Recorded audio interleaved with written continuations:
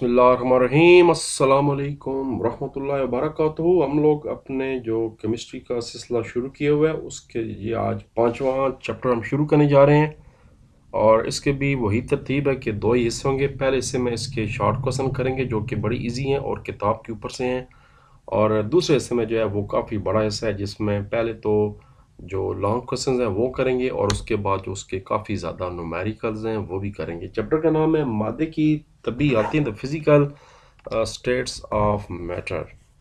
Gases के बारे में इसमें ओवरऑल जो है वो पढ़ाया जा रहा है। तो आगे चलते हैं। पहले गैस के बारे में पढ़ाया जाएगा, फिर माया जो है आपके लिक्विड है उसके बारे में पढ़ाया जाएगा, और फिर जो ठोस हालत होती है उसके बारे में पढ़ाया जाएगा। फिर जो आगे इसमें मुख्तलिफ इकसाम होती हैं जैसे एलोट्रॉपी वगैरह हो गया वो पढ़ाया जाएगा। लो जी, गड़बड़ नहीं हुई, वापस चलते हैं आगे जी। वन बाय वन पहले इसके एमसीक्यूज करते हैं, फिर आपको मैं इसके शॉर्ट क्वेश्चंस कराता हूँ। माया जो है वो गैसेस से कितने गुना ज़्यादा अमूमन भारी होते हैं? तकरीबन माया जो है वो गैसेस से 1000 गुना ज़्यादा भारी होता है। गैसेस मादा की हल्की तरीन हालत है। इनकी जो डेंसिटीज़ है उसको किस यूनिट से ज़ाहिर किया जाता है? जो डेंसिटीज़ है उसको DM-3 पर ग्राम की यूनिट से ज़ाहिर किया जाता है। ग्राम में जो है वो नापा जाता है गैसेस को। फ्रीजिंग पॉइंट इनमें से कौन सा डायनामिक इक्विलिब्रियम में होते हैं? माया और ठोस जो हैं उनके जो फ्रीजिंग पॉइंट है वो डायनामिक इक्विलिब्रियम की हालत में होते हैं। माया और ठोस, both liquid and gases and matter. ठोस पार्टिकल्स में कौन सी मोशन पाई जाती है? जो ठोस पार्टिकल्स होते हैं उनमें वाइब्रेटरी या वाइब्रेशनल मोशन पाई जाती है। Option number B. अच्छा, इसके ऑप्शन ध्यान देना है। इसके ऑप्शन इस आज अंग्रेजी वाली तरतीब में नॉर्मली इसके ऑप्शन पहले राइट से लेफ्ट हुआ करते थे, अलफ बे जीम दाल। इसमें है उर्दू में किताब पर ऑप्शन ने इस दफ़ा ABCD के चक्कर में दे दिए। ठोस पार्टिकल्स में से इनमें से कौन सा अमरफस ठोस नहीं है? ग्लूकोज जो है वो नहीं है। बाकी जो है शीशा, प्लास्टिक, रबड़ वाला वो सारे अमरफस है। ग्लूकोज नहीं है क्योंकि ये क्रिस्टल की शक्ल में होता है जो गैलेक्सिडी ग्लूकोज होता है। 1 ATM यानी ATM से मुराद आपको पता है एटमॉस्फेरिक प्रेशर होता है। ये कितने पास्कल्स के बराबर होता है? ये 1,13,25 यानी 1,01,325 पर मुश्तमिल होता है। ये इसकी वैल्यू है 1 ATM की। पास्कल का P है और प्रेशर का पता है ATM, एटमॉस्फेरिक। एवापोरेशन, जब पानी भाप पड़ के उड़ता है उसको जो एवापोरेशन कहते हैं, वो मालिक्यूल माया की सतह को छोड़ते हैं। इनमें क्या होती है? बहुत ज़्यादा एनर्जी होती है और वो उसको छोड़ जाते हैं। और आपको पता है एवापोरेशन के नतीजे में जो चीज़ें हैं वो ठंडी जाती हैं क्योंकि एनर्जी निकल जाती है और वो चीज़ें ठंडी और शुरू हो जाती हैं। इनमें से कौन सी गैसेस तेज़ी से डिफ्यूज़ करती है? हाइड्रोजन गैस जो है वो इन तीनों में से ज़्यादा तेज़ी से डिफ्यूज़ करती है। कौन सी जो चीज़ है वो बॉइलिंग पॉइंट पर असरअंदाज नहीं होती? बॉइलिंग पॉइंट कॉमन सेंस है। जिस ओरिजिनल टेम्परेचर जो थी, असल हालत थी माया की, जब आपने इसको बॉयल करना शुरू किया तो वही जो हालत है, इब्तदाई टेम्परेचर है, वो बॉइलिंग पे असरअंदाज नहीं होता। उसके बाद जो उसको टेम्परेचर बढ़ाएंगे आहिस्ता आहिस्ता वो होता रहे। गैस की डेंसिटी बढ़ती है जब इसका प्रेशर बढ़ता है। ये CNG वगैरह आपके सामने है। LPG थी जो कंप्रेस की जाती है, नेचुरल गैस को, और इतनी ज़्यादा कंप्रेस की जाती है, प्रेशर दिया जाता है कि वो पहले गैस की हालत में होती है जो गैस, उसके बाद क्या होता है कि ये आपकी लिक्विड की हालत में हो जाती है। इस तरह आपने LPG देखा होगा, जो सिगरेट लाइटर्स वगैरह होते हैं, ये जो घरों में लाइटर जलाए जाते हैं, या इसके अलावा LPG जो सिलेंडर्स होते हैं घरों में, वो प्रेशर के ज़रिए उसको किया जाता है। वो लिक्विड शक्ल में होती है, बाद में वो फ़ौरन ओपन एयर में गैस बन जाती है। और ये जो CNG है ये तो बहुत ज़्यादा प्रेशराइज होती है। तकरीबन इसका प्रेशर 200 PSI होता है पर स्क्वायर इंच, बहुत ही ज़्यादा। माया का वेपर प्रेशर कब बढ़ता है? जब टेम्परेचर में इजाफा किया जाता है किसी भी लिक्विड के टेम्परेचर में। 11 MCQs थे और अब आगे शॉर्ट क्वेश्चन। डिफ्यूजन क्या है? एक मिसाल देकर वजाहत करें। Page number 90। पेज नंबर 90 जनाब हमारे सामने ओपन है। गैसेस जो है वो शॉर्ट क्वेश्चन 1 मैंने मेंशन किए हुए हैं। गैसेस बहुत तेज़ी के साथ डिफ्यूज करती हैं। वो अमल जिसमें गैसेस बेतरतीबी हरकत यानी रैंडम मोशन और टकराव से होमोजेनियस मिक्सर बनाती हैं वो डिफ्यूजन का अमल कहलाता है। डिफ्यूजन की रफ्तार के अनुसार गैसेस के मॉलिक्यूलर मास पर होता है। हल्की गैसेस ज़्यादा तेज़ी से डिफ्यूज करती हैं। हम एमसीक्यू कर चुके हैं हाइड्रोजन का, और देखें यहाँ पर भी उसने हाइड्रोजन की बात कर दी है। ऑक्सीजन जो है वो 4 गुना जो है वो बाद में, यानी हाइड्रोजन ऑक्सीजन के मुकाबले में 4 गुना तेज़ी से डिफ्यूज़ करती है।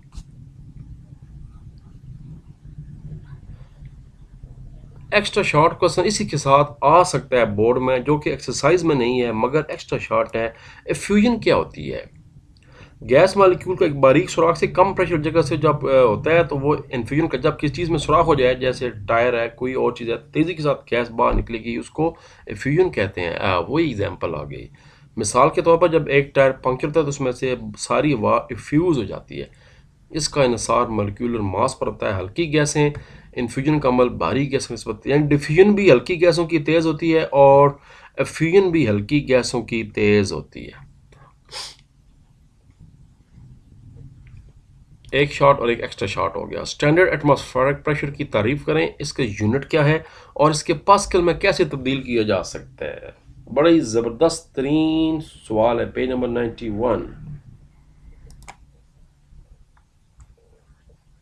लो जी, वो प्रेशर जो सतह समुद्र पर, अगर आप बिल्कुल सी लेवल पर हो और वहाँ पर जो पारा है वो अगर 760 मिलीमीटर बुलंद कॉलम से पड़े तो वो उसको स्टैंडर्ड एटमॉस्फेरिक प्रेशर कहा जाता है। अगर पारा वहाँ पर सतह समुद्र पे 760 मिलीमीटर को टच कर रहा है यानी 76 सेंटीमीटर को, तो ये एटमॉस्फेरिक स्टैंडर्ड प्रेशर होगा। ये प्रेशर सतह समुद्र पर मरकरी यानी पारे के 760 मिलीमीटर बुलंद कॉलम को सहारा देने के लिए काफ़ी होता है। अब इसको कन्वर्ट कैसे करते हैं? 1 एटमॉस्फेरिक प्रेशर बेसिकली पारे के 770 मिलीमीटर के बराबर होता है, जिसको टार भी कहा जाता है क्योंकि 1 मिलीमीटर पारे को टार कहा जाता है। तो आगे लिखा हुआ है 1 millimetre of mercury is equal to 1 torr. इसको कन्वर्ट करने के लिए हमने एमसीक्यूज में पढ़ा था कि कितना प्रेशर के बराबर होता है, 101 325 न्यूटन, तो ये यानी उसके बराबर एक पास्कल होगा। पास्कल और न्यूटन मीटर पास्कल जो है वो सेम होती है, सेम वैल्यू, यानी 1 ATM इक्वल टू 101325 पास्कल। और ऊपर लिखा हुआ है कि क्योंकि 1 पास्कल 1 न्यूटन मीटर के बराबर होता है। पास्कल का ऐसा यूनिट, प्रेशर का ऐसा यूनिट न्यूटन मीटर है और पास्कल का ऐसा यूनिट PA है। फोर्स का ऐसा यूनिट न्यूटन है और एरिया का यूनिट M स्क्वायर है। तो फिर प्रेशर का यूनिट हो गया NM स्क्वायर। ये बात खाली बतानी है, ऊपर वाली बात बताने की ज़रूरत नहीं है, लेकिन MCQs में आ सकता है कि ये फोर्स का क्या होता है, ये हम पहले भी पढ़ें। अगला शॉर्ट क्वेश्चन है तीसरा, माया की निस्बत गैसेस की डेंसिटीज कम क्यों होती है? पेज 91 92 डेंसिटी वाला टॉपिक आ गया। गैसेस की डेंसिटी, गैसेस की डेंसिटी माया और ठोस अजसाम से कम होती है। इसकी वजह मॉलिक्यूल का हल्का मास और गैस का ज़्यादा वॉल्यूम है। गैस की जो डेंसिटी है वो ग्राम डेंसिटी पर मीटर में क्यूब ज़ाहिर की जाती है, जबकि माया और ठोस की सेंटीमीटर में ज़ाहिर की जाती है। क्यूबिक मीटर, सॉरी, CM मतलब है क्यूबिक मीटर और DM डेंसिटी, जिसका मतलब यह है कि माया और ठोस गैस से 1000 गुना ज़्यादा वजनी होते हैं। गैसेस को ठंडा करने से इनका वॉल्यूम कम हो जाता है, जिसकी वजह से इनकी डेंसिटी बढ़ जाती है। ठंडा करेंगे तो डेंसिटी बढ़ जाएगी, गर्म करेंगे तो डेंसिटी मज़ीद कम हो जाएगी। तो इसका जवाब आएगा पेज नंबर 91 की एक लाइन और पेज नंबर, बड़ी ज़बरदस्त शॉर्ट क्वेश्चन है, सीधी सीधी डेफिनेशन है और किताब के ऊपर से हैं। एवापोरेशन से क्या मुराद है? एक और ज़बरदस्त डेफिनेशन आ गई। इसका सतही रकबे पर इसका क्या असर होता है? पेज नंबर 99 और 100, थोड़ा सा आप आगे जंप लगाना पड़ेगा।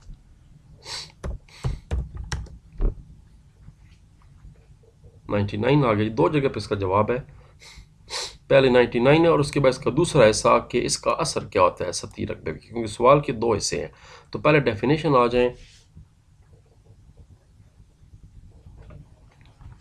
किसी माया के वेपर्स में तब्दील होने के अमल को एवेपोरेशन कहते हैं। जब वो बुखारात, वेपर मतलब है बुखारात में जब तब्दील होना शुरू हो जाता है।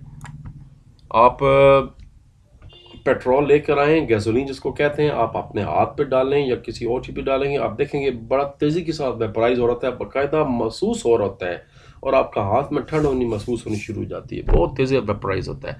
जबकि इसके जो उलट कंडीशन है उसको कंडेंसेशन कहते हैं, जिसमें एक गैस माया में तब्दील हो जाती है। आपको मैं सीएनजी का पहले बता चुका हूँ, ये कुदरती गैस होती है जिसको सुई गैस भी कहते हैं।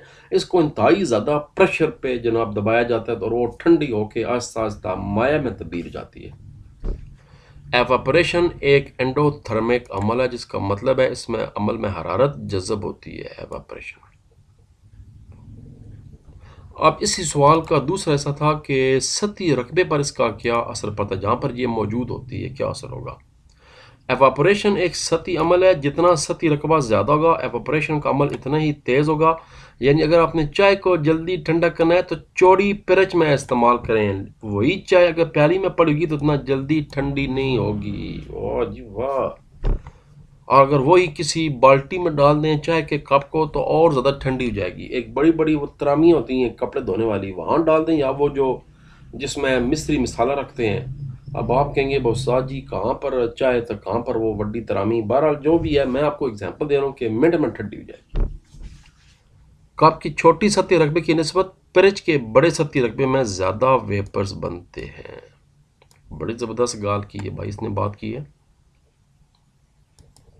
अगला शॉर्ट क्वेश्चन है, एलोट्रॉपी की मिसालें दें और उसको बयान भी करें। इसको डिफाइन करना है और उसके बाद इसके एग्जाम्पल देकर इसको डिस्क्राइब करना है। पेज नंबर 106 एलोट्रॉपी 101 पेज है और उसके बाद जनाब 106 पेज है।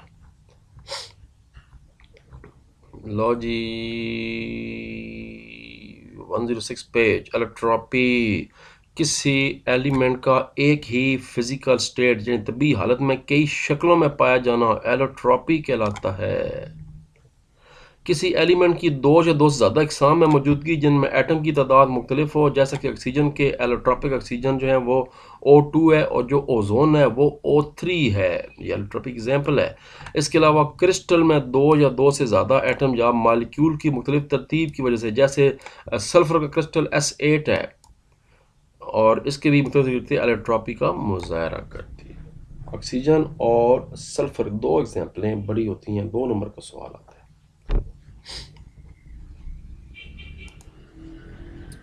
100 डिग्री सेंटीग्रेड पर सल्फर किस हालत में पाया जाता है। इसका एग्जैक्ट जवाब किताब के ऊपर नहीं है, ये एग्जैक्टली नहीं बताया गया यहाँ पर, सिर्फ अब समझने वाली बात है, ये कंसेप्चुअल सवाल है। वो कह रहा है टेम्परेचर में तब्दीली से एटम की तरतीब भी बदलती है और नई एलोट्रॉपिक शक्ल बन जाती है। अब नीचे से एग्जांपल जरा समझें। वो कह रहा है कि सल्फर का जो ट्रांजिशन यानी जो अपनी शक्ल बदलने का टेम्परेचर है वो 96 डिग्री है। इससे कम टेम्परेचर पर ये रोम्बिक शक्ल में पाया जाता है। तो फिर ज़रा समझने वाली बात यह है कि जब 96 डिग्री से ज़्यादा उसको गर्म किया जाएगा तो इसके मालिक्यूल अपने आप को दोबारा तरतीब देकर मोनोक्लिनिक शक्ल बना लेते हैं। तो अब इसका फिर जवाब क्या आएगा, इसका जवाब यही आप लिख देंगे या फिर आपके नीचे मैंने इसका जवाब लिखा हुआ है, बस ठीक है। आप ये लिख रहे हैं जी कि जो 100 डिग्री सेंटीग्रेड है उस पर इसकी जो शक्ल है वो उसकी जो शक्ल है वो मोनोक्लिनिक शक्ल हो जाएगी।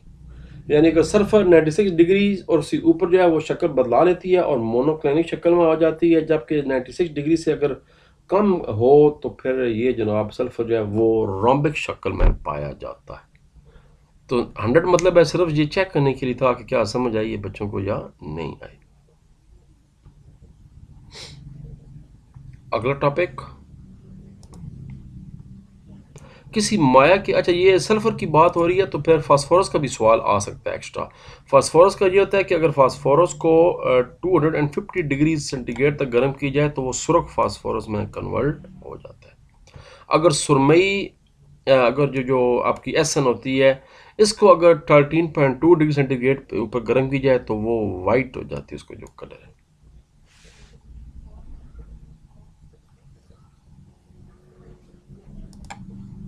हाँ जी, किसी माया के बॉइलिंग पॉइंट और एवपोरेशन के दरमियान क्या ताल्लुक होता है? यानी क्या बॉइलिंग से भी एवापोरेशन होती है? Page number 102।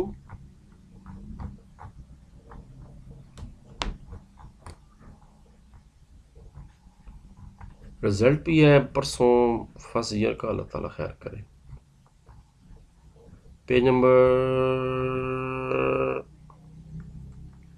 अच्छा ये जो है ना शॉर्ट क्वेश्चन, यहाँ से ये लॉन्ग सवाल है मगर इसके अंदर शॉर्ट क्वेश्चन है। जब माया को गर्म किया जाता है तो इसके मालिक्यूल्स एनर्जी हासिल करते हैं। इस तरह मालिक्यूल्स की औसत काइनेटिक एनर्जी बढ़ जाती है। ज़्यादा एनर्जी रखने की वजह से मालिक्यूल्स आपस में इंटर मालिक्यूलर फोर्सेस को ख़त्म कर देते हैं, जिसके नतीजे में एवोपरेशन की शरह बढ़ जाती है और ये तेज़ी से होना शुरू हो जाता है, वेपराइज। इसका माया वेपर एटमॉस्फेयर प्रेशर के बराबर हो जाता है और माया बॉयल करना शुरू कर देता है। तो ये था जी इन दोनों का आपस में ताल्लुक, बॉइलिंग का और एवापोरेशन का। काइनेटिक एनर्जी से मॉलिक्यूल्स की बढ़ जाती है और तेज़ी के साथ एवापोरेशन हो जाती है। पानी को बॉयल करते हैं, एक वक्त है कि पानी ख़त्म हो जाएगा, एवापोरेट हो चुका होगा तेज़ी के साथ। आगे हम एक्स्ट्रा शॉर्ट क्वेश्चन आ सकता है कि बॉइलिंग पॉइंट क्या कहते हैं। एक्स्ट्रा शॉर्ट क्वेश्चन है वो टेम्परेचर जिस पर किसी माया का वेपर प्रेशर एटमॉस्फेरिक प्रेशर या किसी भी बैरूनी प्रेशर के बराबर हो जाता है, बॉइलिंग पॉइंट कहलाता है। तो ये एक्स्ट्रा सवाल था, वैसे ये भी हम लॉन्ग भी करने जा रहे हैं। तो ये थे जी बड़े शानदार इस चैप्टर के क्वेश्चन। अब बारी है इसके लॉन्ग क्वेश्चंस की प्लस जो इसके न्यूमेरिकल हैं, और इसके लिए जनाब सिलसिला शुरू करते हैं अगली वीडियोस के साथ। अपना ख्याल रखें। पाकिस्तान जिंदाबाद।